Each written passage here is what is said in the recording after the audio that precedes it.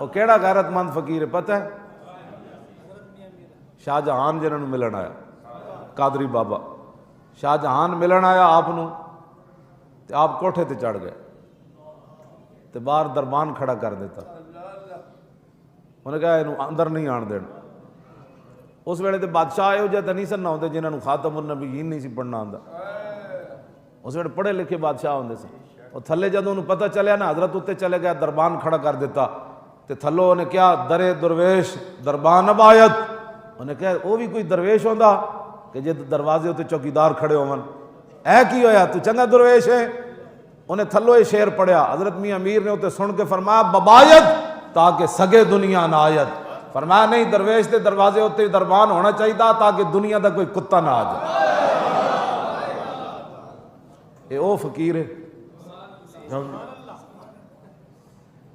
پھر آپ تھلے آئے، انہیں منتیں کیتیاں، آپ انہیں کہا جناب مل ہی لو، زیارت ہی کرا لو۔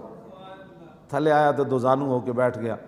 اتنی دیر آپ دے کول آپ دا ایک مرید آیا، انہیں سونے دا نا ایک سکہ پیش کیتا، سونے دا نظرانہ پیش کیتا اپنے پیرانو حضرت میاں امیر نو۔